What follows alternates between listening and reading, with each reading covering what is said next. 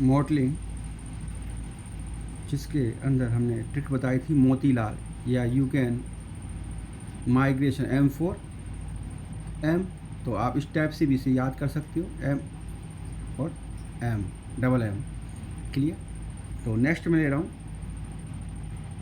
Wait variation due to the filling of die before compression. Weight variation जो कि depend करता है die filling of granules before compression. Clear? अब क्या क्या फैक्टर रहते हैं इसके अंदर? Granule size and size distribution before compression, कि ग्रेन्यूल्स की साइज कितनी है और साइज डिस्ट्रीब्यूशन किस प्रकार का है। क्लियर? सेकंड है पुअर फ्लो।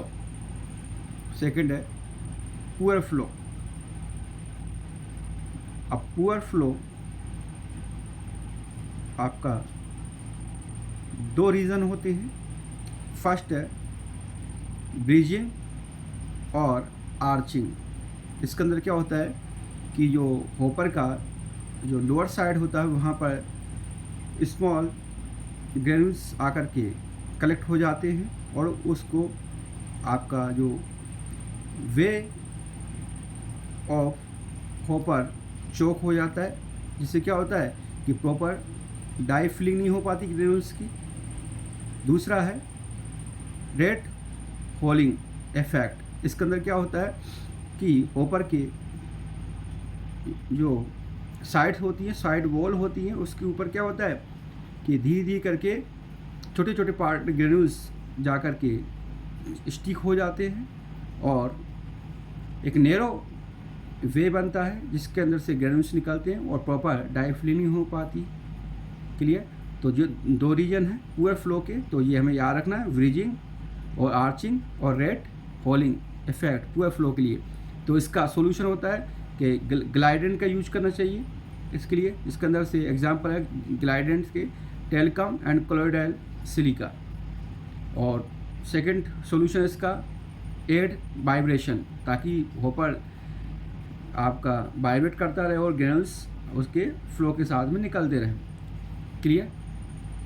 जो वेट वेरिएशन का थर्ड रीजन है पुअर मिक्सिंग, मतलब unequal distribution of granules.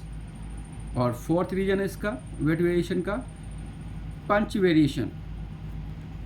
Clear? Punch variation है, इसका मतलब कि जो आपका पंचिंग है वो स्पेस कितना है उसका और कितना उसके अंदर कंप्रेशन फोर्स यूज किया जा रहा है, ये दोनों ही आपके डिपेंडेंट होते हैं। परंतु हमें याद रखना पूरे फ्लो का तो ब्रीजिंग एंड रेट होलिंग पूछा जाता है एग्जाम के अंदर। क्लियर? नेक्स्ट है हार्डनेस वेरिएशन। हार्डनेस वेरिएशन जो कि hardness depends upon the weight variation, weight variation के ऊपर डिपेंड करती है। और space between upper punch and lower punch at the compression process. Clear? ये दोनों ही आपका हार्डनेस वेरिएशन के लिए डिपेंडेंट होते हैं और वेरी इंपॉर्टेंट तो यही है। बाकी वेट ऑफ मटेरियल इसके अंदर आता है हार्डनेस वेरिएशन के लिए। नेक्स्ट ले लेंगे हम डबल इम्प्रेशन।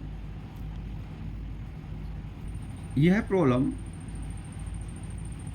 उन पंच के अंदर आती है दोज हैव द मोनोग्राम और इनग्रेविंग, जिसके अंदर जो कि कोई ना कोई सिंबल या यू कैन से कि मोनोग्राफ बना हुआ होता है।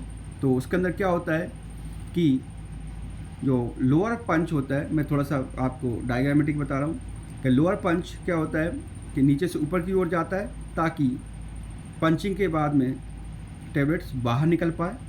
परंतु कई बार क्या होता है कि लोअर पंच मूवमेंट करता है हल्का सा और उससे क्या होता है कि जो मोनोग्राम होता है वो लाइटली आपका इम्प्रिंट हो जाता है वापस, और जो मोनोग्राम होता है वो मेन मोनोग्राम से आपका लाइट कलर लाइट मोनोग्राम भी उसके ऊपर आपका इम्प्रिंट हो जाता है। इसको कहा जाता है डबल इम्प्रेशन आपका प्रॉब्लम कहा जाता है।